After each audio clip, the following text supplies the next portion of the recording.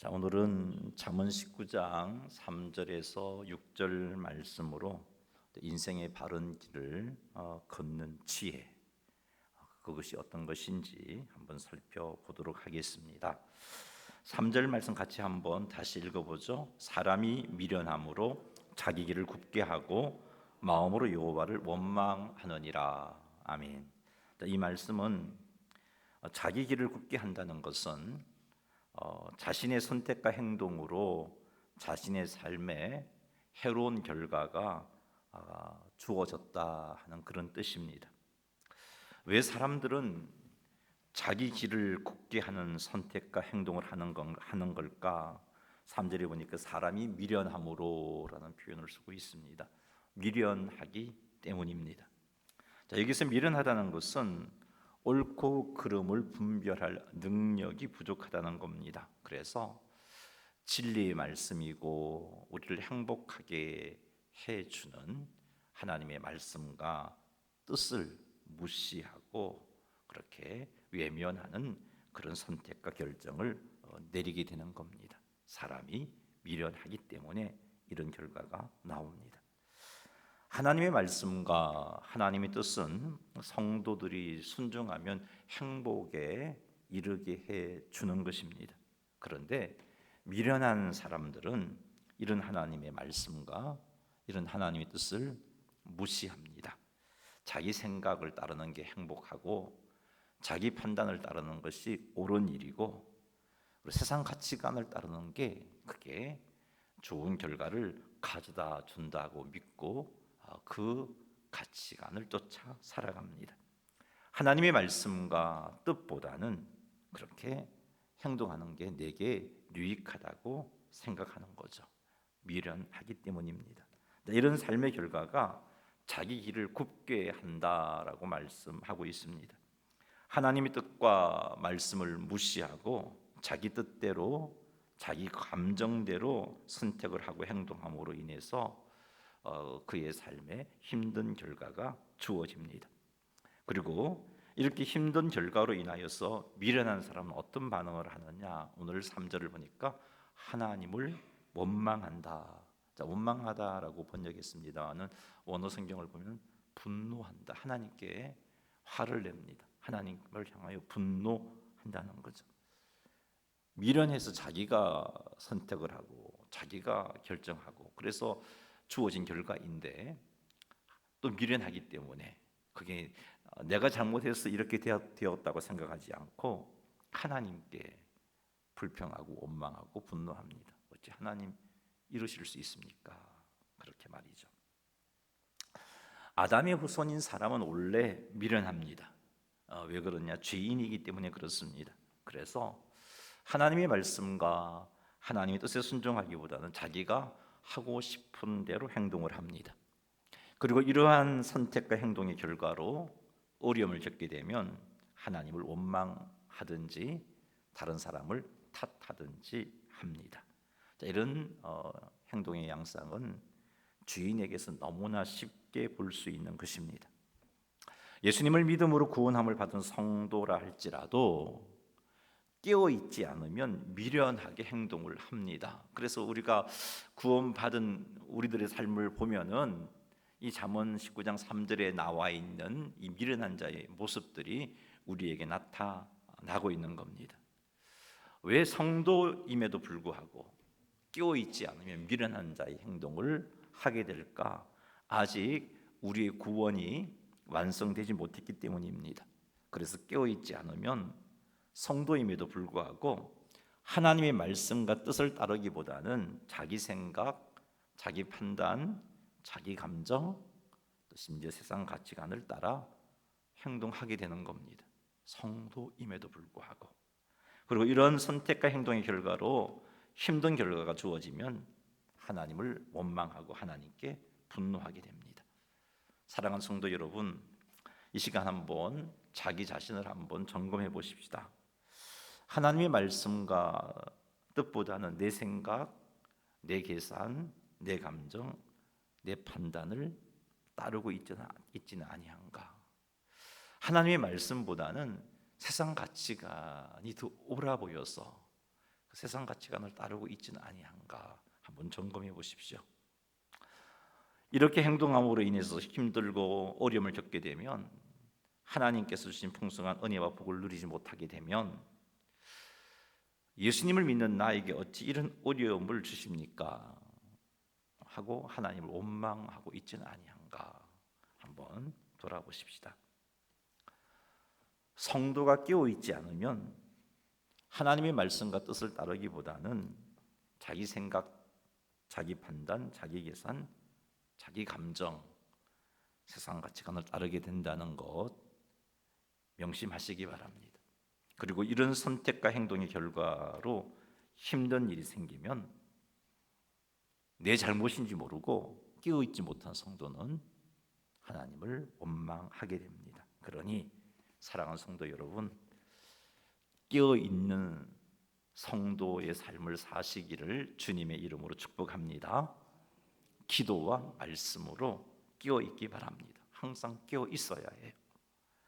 깨어있어야 하나님을 믿고, 깨어있어야 하나님의 말씀과 뜻에 순종할 수 있습니다. 이 말씀이 진리구나, 이 말씀이 참으로 나에게 행복을 가져다 주는 것이구나, 이 말씀이 참으로 나를 행복으로 이끌어 가는 것이구나, 이게 믿어지고 순종할 수 있습니다. 깨어있어야 자신의 잘못을 말씀 속에서 깨닫습니다. 그리고 돌이키고 하나님을 향하여 분노하지 않고 원망하지 않게 되는 겁니다. 그러니 사랑하는 성도 여러분, 규칙적으로 기도하십시오. 그게 깨어있는 겁니다. 규칙적으로 말씀을 가까이 하십시오. 말씀을 규칙적으로 읽으시고, 읽은 것으로 그냥 만족하지 말고 읽은 말씀 속에서 내가 붙잡아야 할 말씀이 무엇일까를 한번 살펴보십시오. 말씀 읽고 한 5분만 시간 투자하면 그 말씀 찾을 수가 있어요. 그 말씀 붙잡고 그 말씀대로 순종하며 사십시오. 이게 깨어있는 겁니다. 이렇게 하면 우리의 선택과 행동이 가져다주는 결과가 우리의 길을 굽게 하는 게 아니라 우리의 길을 곱게 해줍니다. 그래서 하나님께 주신 은혜와 복을 누리게 되고 하나님께 주신 평강, 샬롬을 맛보게 됩니다. 그래서 행복합니다. 하나님께 감사하며 하나님을 찬양하는 능력 있는 그리스도인의 삶을 살게 되는 것입니다. 우리 하나님은 우리가 이렇게 살기를 원하십니다. 우리가 이렇게 살아야 세상 속에서 빛을 발할 수 있습니다. 우리가 이렇게 살아야 세상 사람들에게 하나님을 보여줄 수가 있는 겁니다. 명심하십시다. 우리가 미련하기 때문에 깨어있지 않으면 미련한 행동을 하게 된다는 것. 하나님의 말씀과 뜻을 무시하고 내 뜻과 내 생각과 내 감정과 세상 가치관을 따르게 됩니다. 깨어있지 않으면. 이러면 세상 속에서 구별될 수가 없어요. 세상 사람들에게 하나님을 알게 해 줄 수가 없어요.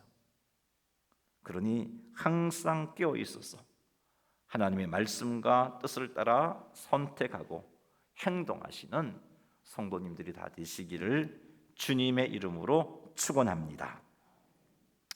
4절 말씀 같이 한번 읽어보겠습니다. 재물은 많은 친구를 더하게 하나. 아멘. 이 말씀은 타락한 인간의 본성을 잘 보여주고 있습니다. 타락한 인간의 본성은 경제적 지위에 따라 사람을 다르게 대우합니다. 타락한 인간의 본성은 재물이 많은 사람을 통해서 자신의 이익을 추구하게 만듭니다. 부유한 사람을 통해서 뭔가 이익을 얻을 수 있다는 생각에 부유한 사람을 가까이 하고 좋은 대우를 해줍니다. 하지만 가난한 사람에게는 이익을 얻을 수 없다는 생각이 아니 손해를 볼 수 있다는 생각에 멀리하고 함부로 대합니다. 그래서 재물이 많은 친구를 더하게 하는 현상이 일어나는 겁니다. 뿐만 아니라 가난한 즉 친구가 끊어지는 현상들이 일어나는 겁니다. 이러한 인간관계는 하나님께서 원하시는 것이 아닙니다. 따라서 이런 인간관계가 교회 공동체 안에 나타나지 않아야 합니다. 재물이 있고 없음을 따라 사람을 평가하고 또는 가까이하고 멀리하는 것, 이런 것은 차별하는 겁니다. 악한 생각으로 판단하는 것입니다. 성경 그렇게 말씀하고 있어요. 야고보서 2장 2절에서 4절 말씀 한번 읽어보겠습니다. 만일 너희 회당에 금가락지를 끼고 아름다운 옷을 입은 사람이 들어오고 또 남루한 옷을 입은 가난한 사람이 들어올 때에 너희가 아름다운 옷을 입은 자는 눈여겨보고 말하되 여기 좋은 자리에 앉으소서 하고 또 가난한 자에게 말하되 너는 거기 서 있든지 내 발등상 아래 앉으라 하면 너희끼리 서로 차별하며 악한 생각으로 판단하는 자가 되는 것이 아니냐. 아멘. 자, 이 말씀을 보니까 부한 자에게 좋은 자리에 앉으소서 하고 가난한 자에게 거기 서 있든지 내 발등상 아래 앉으라 하는 것은 서로 차별하는 것이고 악한 생각으로 판단하는 것이다 라고 말씀하고 있습니다. 차별하지 말라 하셨어요. 성경은 판단하지 말라 하셨어요. 그러므로 성도들은 재물이 있고 없음에 따라 사람을 차별하는 행동, 판단하는 행동을 해서 안 되는 겁니다. 특히 교회 공동체 안에서 재물이 있고 없음에 따라 차별하고 함부로 대하는 행동을 해서는 안 되는 것입니다. 하나님께서 성도들에게 이런 인간관계가 아니라 이런 재물을 기준으로 사람을 차별하고 평가하는 그런 인간관계가 아니라 사랑을 기반으로 하는 인간관계가 맺어지는 그런 공동체를 원하십니다. 성도들은 따라서 교회 안에서 사랑을 기반으로 하여 인간관계를 맺어야 합니다. 서로 사랑하라. 내 이웃을 내 몸과 같이 사랑하라. 이 말씀에 순종함으로 인간관계를 맺어야 합니다. 교회 안에서뿐만 아니라 교회 밖에서도 사랑을 기반으로 하여 인간관계를 맺어야 합니다. 사랑을 기반으로 하는 인간관계가 교회 공동체 안에서 풍성하기 위해서 성도가 취해야 할 자세가 있습니다. 갈라디아서 6장 2절 말씀 읽어보겠습니다. 너희가 짐을 서로 지라 그리하면 그리스도의 법을 성취하라. 짐을 서로 져서 그리스도의 법을 성취하라고 말씀합니다. 서로 짐을 지는 자세가 우리 교회 공동체 안에서 사랑으로 기반하는 그런 인간관계가 풍성하게 만들어주는 겁니다. 여기 보니까 짐을 서로 지라 그랬는데 짐을 서로 지는 것은 성도들의 연약함 또 부족함을 부담스러워하지 않고 하나님께서 주신 은사를 가지고 그것을 채워주는 것입니다. 그게 짐을 서로 지는 겁니다. 서로의 연약함과 부족함을 품고 함께 기도해 주는 것, 힘든 지체의 삶에 귀를 기울이고 위로와 격려를 제공해 주는 것, 힘든 지체를 위하여 물질적인 도움을 주는 것, 이런 것들이 짐을 서로 지는 행동입니다. 이렇게 할 때 여기 보니까 그리스도의 법을 성취하라 그래서 이렇게 하여 그리스도의 법을 성취하라 그랬는데 여기 그리스도의 법이란 사랑하라는 말씀입니다. 짐을 서로 짐으로 사랑하라는 말씀을 성취하라는 겁니다. 그런 공동체를 만들라라고 말씀하고 있습니다. 사랑하는 성도 여러분, 재물로 사람을 판단하지 맙시다. 재물로 사람을 차별하지 맙시다. 이것은 타락한 본성을 지닌 사람들에게서 나타나는 행동이지 하나님의 사랑을 입고 구원받은 성도에게서 나타나서는 안 되는 행동인 겁니다. 사랑하는 성도 여러분, 재물이 있고 없음을 기준으로 하여 사람을 대하지 말고 사랑으로 사람을 대하십시다. 사랑을 기반으로 인간관계를 맺고 특히 교회 공동체 안에서 서로 짐으로 서로 사랑하라는 하나님의 말씀을 성취하시는 성도님들이 다 되시기를 주님의 이름으로 축원합니다. 5절 말씀 읽어보겠습니다. 거짓 정의는 벌을 면하지 못할 것이요 거짓말을 하는 자도 피하지 못하리라. 아멘. 거짓 정의는 벌을 면하지 못할 것이요 거짓말하는 자도 피하지 못한다. 무엇을요? 벌을 피하지 못한다라는 말씀입니다. 거짓 정의는 반드시 벌을 받게 되고 거짓말하는 자도 벌을 피하지 못할 것이라는 이 말씀은 우리들에게 하나님의 공의를 보여주고 있습니다. 그리고 이 말씀은 거짓 증인이라든지 거짓말이 얼마나 심각한 결과를 가져오는 것인지를 우리에게 가르쳐주고 있습니다. 자, 여기서 말하는 거짓 증인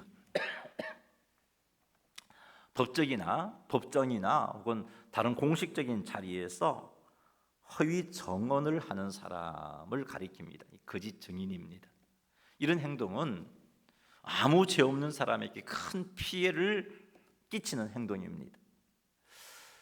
구약 성경을 보면 북이스라엘에 아왕이 있었습니다. 아왕은 왕이잖아요. 가진 게 얼마나 풍성했겠습니까? 부족한 게 없는 삶을 살았습니다. 그 왕궁 곁에 나봇이라는 사람의 포도밭이 있었어요. 근데 이 아방이 그 나봇의 포도밭을 보고서 저곳에 내 채소밭을 만들면 참 좋겠다라는 생각을 하게 됩니다. 그래서 이 아방이 직접 나봇을 찾아가서 너의 포도원을 팔아라. 내가 이곳에 내 채소밭을 만들어야 되겠다라고 말합니다. 그러나 나봇이 거절하죠. 우리 조상께서 이렇게 참 유산으로 주신 건데 팔 수 없습니다. 이 말을 듣고 아방이 머리를 싸매고 고민합니다. 성경을 보면 침상에 누워서 식사도 하지 않고 얼굴을 돌리고 있었다라고 표현하고 있어요. 그 모습을 본 이세벨이, 그의 아내 이세벨이 불량배의 2명을 고용해서 거짓말을 하게 합니다. 거짓 정언을 하게 하죠. 나봇이 하나님을 저주했고 왕을 저주했다라는 거짓 정언을 하게 합니다. 그래서 이 불량배가 이세벨의 말을 듣고 거짓 정언을 하게 되죠. 그 결과 나봇은 돌에 맞아 죽게 됩니다. 그리고 아방은 나봇의 포도밭을 차지하게 되었죠. 하지만 하나님은 이것을 기뻐하지 아니하셨어요. 심판하셨습니다. 그래서 아합과 아합의 집에 속한 모든 남자들은 죽임을 당하게 되고 이세벨은 죽어서 그의 시체를 개들이 먹게 되는 그런 심판을 겪게 됩니다.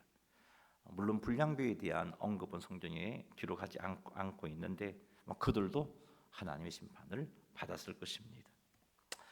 이렇듯 여러분, 거짓 증인이 되는 것은 무고한 자에게 큰 피해를 주고 그리고 이런 일을 한 사람에 대해서 하나님께서 반드시 심판하십니다. 그래서 이스라엘을 포함하여 아합 집에 속한 모든 사람들이 심판을 받게 되었고 이세벨은 조금 전에 말씀드린 것처럼 죽어서 개들이 그 시체를 먹게 되는 그런 심판을 받았습니다. 특히 성도가 거짓말을 하게 되고 성도가 거짓 증언을 하게 되면 하나님과의 관계가 깨어집니다. 우리 하나님은 진리의 하나님이십니다. 하나님은 공의로우신 분이십니다. 그러므로 거짓말과 거짓 증인된 성도와 하나님께서 친밀한 교통을 맺지 않으십니다. 하나님과의 교통이 끊어집니다. 그러니 당연하게 영적인 성장이 멈추게 되죠. 영적인 성장이 멈추면 내가 이만큼 믿음이 성장했다가 이 자리에 머물러 있는 게 아니고 더 심각하게 떨어져 버리는 거죠. 하나님과의 교제가 단절되니까 말씀을 듣지를 못합니다. 말씀을 듣지 못하면 영적으로 깨어 있을 수가 없죠. 미련할 수밖에 없고요. 뿐만 아니라 기도 응답 받지 못합니다. 하나님께서 주신 은혜와 복에서 점점 멀어지게 되는 그런 벌을 받게 되는 거예요. 거짓말과 거짓 증언은 개인과 공동체에 심각한 결과를 초래합니다. 그래서 거짓말을 하게 되면 이것으로 인해서 비난을 받지 않을 수가 없게 되고, 심각하면 법적인 조치까지 당해야 됩니다. 이 땅에서 받게 된 벌이겠죠. 그리고 성도들이 이런 행동은 하나님의 이름이 욕을 받게 돼요. 하나님의 영광을 가리게 됩니다. 이것으로 끝이 나는 게 아니고, 요한계시록 말씀에 의하면 거짓말은 하나님의 최후 심판을 받게 되는 심각한 죄다라고 말씀해 주고 있어요. 자, 요한계시록 21장 8절 말씀 한번 읽어보겠습니다. 그러나 두려워하는 자들과 믿지 아니하는 자들과 흉악한 자들과 살인자들과 음행하는 자들과 점술가들과 우상 숭배자들과 거짓말하는 모든 자들은 불과 유황으로 타는 못에 던져지리니 이것이 둘째 사망이라. 아멘. 자, 이 말씀에 의하면 거짓말하는 모든 자들이 불과 유황으로 타는 못에 던져진다 하는 것을 알 수 있습니다. 이렇게 성경은 거짓말을 심각한 죄라고 말씀하고 있습니다. 사랑하는 성도 여러분, 거짓말, 거짓 증인이 되도록 만드는 그런 유혹이 있을 때, 이 거짓말이 이렇게 심각한 것을 여러분 명심해서 거짓말을 하게 하는, 거짓 증인 되게 하는 그 유혹을 뿌리치는 그런 노력을 하시기 바랍니다. 우리 하나님은 진리이십니다. 진리 되신 하나님은 하나님의 자녀인 우리들이 말에 있어서 거짓말하는 것 원치 아니하십니다. 데살로니가전서 5장 22절 말씀 같이 한번 읽어보겠습니다. 악은 어떤 모양이라도 버리라. 악은 어떤 모양이라도 버리라라고 말씀하고 있습니다. 그러니 여러분, 거짓말 심각하게 생각하십시다. 장난으로도 거짓말하지 맙시다. 악은 어떤 모양이라도 버려라 하셨잖아요. 거짓말이 참으로 심각한 죄라는 사실을 명심하고, 하나님께서 기뻐하시는 지혜로운 성도의 삶이 아니다라는 것을 깨달아서 거짓말을 철저하게 경계하고, 또 거짓말했던 우리의 삶을 이제는 끊어내고 진리 되신 하나님 앞에 정직한 모습으로 살아가는 성도님들이 다 되시기를 주의 이름으로 축복합니다. 그래야 하나님과의 교통함이 끊어지지 않아요. 그래야 하나님과 친밀한 관계 속에서 기도해도 응답을 받고 말씀이 들려져요. 우리 영혼이 말씀을 듣지 못하면 영혼이 병들게 되어 있습니다. 그런 상태로서는 성도로서 이 세상 가운데서 제대로 살아갈 수가 없어요. 하나님의 영광을 가리는 삶을 살게 될 것이고, 참으로 힘들고 어려운 삶을 살게 된다는 것 기억하십시오. 그래서 거짓말 경계하고 악은 모양이라도 버려라 하신 말씀 명심해서 우리가 거짓말을 철저하게 멀리하는 성도님들이 다 되시기를 주님의 이름으로 축원합니다. 자, 마지막 한 절 더 살펴보겠습니다. 6절 읽겠습니다. 너그러운 사람에게는 은혜를 구하는 자가 많고 선물 주기를 좋아하는 자에게는 사람마다 친구가 되느니라. 아멘. 너그러운 사람에게는 은혜를 구하는 자가 많고 선물 주기를 좋아하는 자에게는 사람마다 친구가 된다. 자, 이 말씀은 왕 같은 제사장의 사명을 가지고 있는 성도들에게 정말로 중요한 지혜를 주고 있는 말씀입니다. 성도들은 하나님을 알지 못하는 자들을 하나님께로 인도해야 하고, 죄로 죽은 자들을 그들이 살 수 있는 길로 이끌어야 할 사명을 소유한 자들입니다. 성도가 너그럽고 성도가 선물 주기를 좋아한다면 성도들에게 은혜를 구하는 자가 많이 생기고, 성도들과 친구가 되고자 하는 사람들이 많아집니다. 이런 인간관계가 형성될 때 이들에게 복음을 전할 수가 있습니다. 이들을 하나님께로 인도할 수가 있습니다.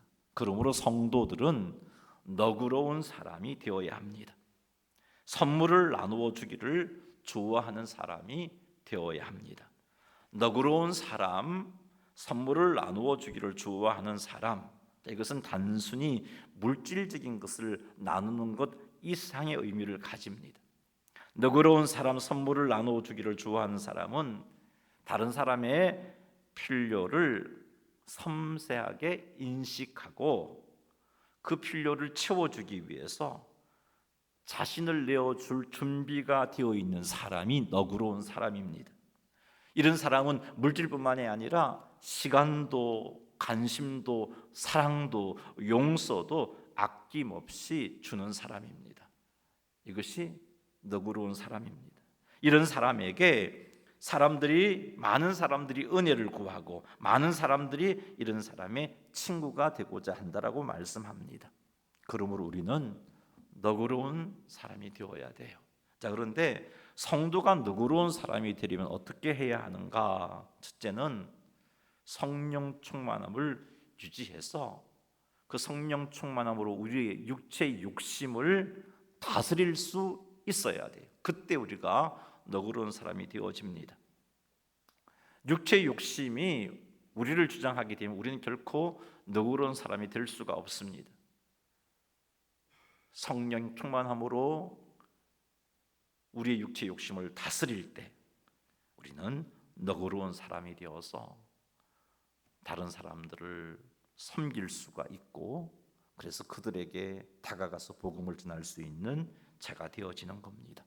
그러므로 성도는 성령 충만함을 사모해야 하고, 성령 충만함을 위해서 기도해야 되고, 성령 충만함을 위해서 거룩함을 유지해야 하고, 성령 충만함을 위해서 말씀을 들어야 되고, 들은 말씀에 순종해야 합니다. 이렇게 할 때 성령 충만함이 유지가 되어집니다. 자, 둘째는 규칙적으로 말씀을 읽고 묵상해야 합니다.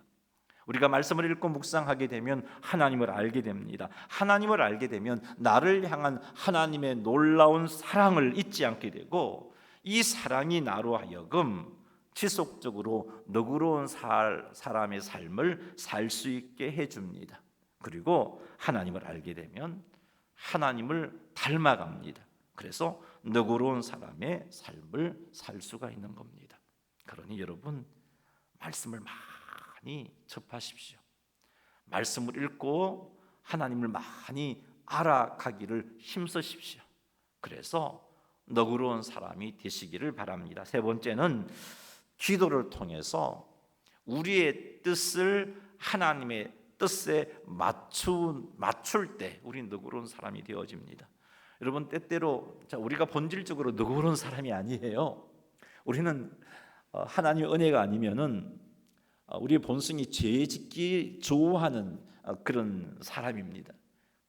그런 우리가 하나님의 은혜를 힘입어서 너그러운 사람의 삶을 살게 되면 때로는 지칠 때가 있어요. 그만두고 싶을 때가 있습니다. 이런 내 뜻을 하나님 뜻에 맞추기 위해서는 기도해야 돼요. 겟세마니 동산에서 예수님께서 그렇게 땀방울이 핏방울이 되기까지 간절하게 기도한 이유가 있어요. 그게 무엇이냐면 예수님의 뜻을 하나님의 뜻에 맞추기 위해서.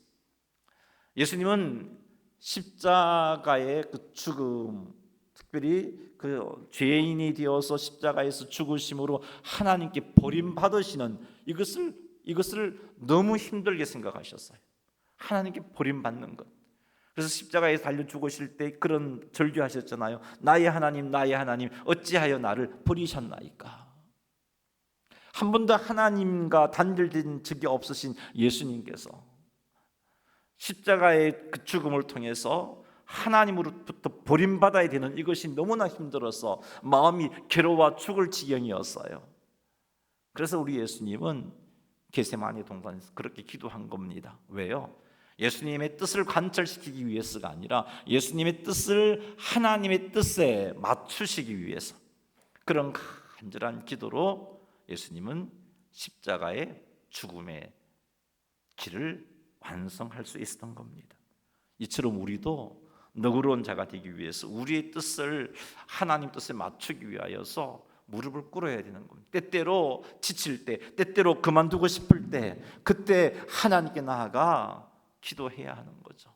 그리할 때 우리는 너그러운 사람이 되어집니다. 사랑하는 성도 여러분, 성령 충만함 유지하십시다. 주직적으로 말씀을 읽고 묵상하십시다. 기도를 통해서 우리의 뜻을 하나님의 뜻에 맞추십시다. 이렇게 하여 너그러운 자가 되어서 수많은 사람들이 우리에게로 모여들고, 그래서 그들에게 복음을 전해지고 그들을 하나님께로 인도하는 그런 참으로 하나님께 칭찬 듣는 삶을 사시는 성도님들이 다 되시기를 주님의 이름으로 축원합니다. 말씀을 정리합니다.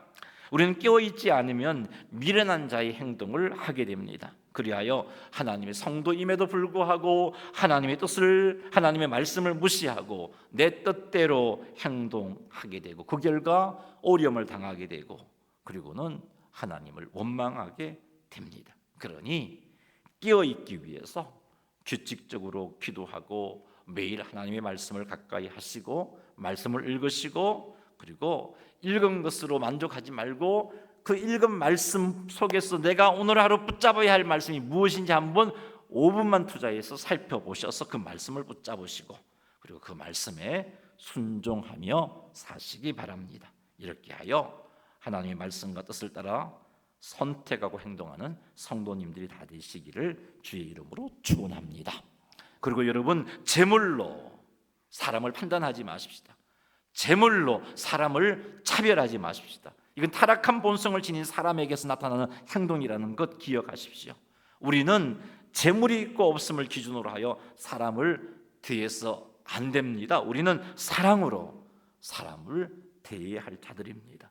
사랑을 기반으로 인하여 인간관계를 맺고, 특히 교회 공동체 안에서 서로 짐을 짐으로 사랑하라는 주님의 명령을 성취하는 그런 삶을 살아야 할 자인 것 명심하셔서 이렇게 서로 짐을 짐으로 사랑하고, 그래서 아름다운 교회 공동체를 만들어 가시기를 주님의 이름으로 축복합니다. 거짓말이 참으로 무서운 결과를 가져온다는 것을 살폈어요. 거짓말은 우리의 영적인 성장을 멈추게 하고 하나님과의 교제를 방해하고, 거짓말은 마지막 하나님의 심판의 때에 지옥 가게 하는 참으로 심각한 죄라는 것을 살폈습니다. 물론 우리가 예수님을 믿음으로 우리의 죄값이 다 용서받았기 때문에 거짓말한다고 우리가 지옥 가지는 않겠지만, 그럼에도 불구하고 사랑하는 성도 여러분, 거짓말은 하나님과의 교제가 단절되게 만든다는 것 명심하십시오. 그러니 거짓말이 심각한 죄라는 것을 명심하시고, 악은 모양이라도 버려라 하신 말씀 기억하여서 장난으로도 거짓말하지 않음으로 거짓이 난무하는 세상 속에서 구별되시는 지혜로운 자가 되시기를 바랍니다. 마지막으로 너그러운 사람이 되십시다. 너그러운 사람이 되어서 우리에게 은혜를 구하는 자가 많고 우리의 친구가 많게 하십시다. 이렇게 해서 주변 사람들에게 하나님의 사랑을 전하고 복음을 전하여 그들을 하나님께로 인도해 내십시다. 이를 위하여 성령 충만함을 유지하시고 규칙적으로 말씀을 읽고 묵상함으로 하나님의 사랑을 잊지 않아서 그 사랑을 힘입어서 너그러운 자가 되시고, 하나님을 닮아서 너그러운 자가 되시고, 기도를 통해서 우리의 뜻을 하나님의 뜻에 첫서 복종시킴으로 너그러운 자가 되셔서 우리 하나님 앞에 칭찬 듣는 삶을 살아가시는 성도님들이 다 되시기를 주님의 이름으로 축원합니다.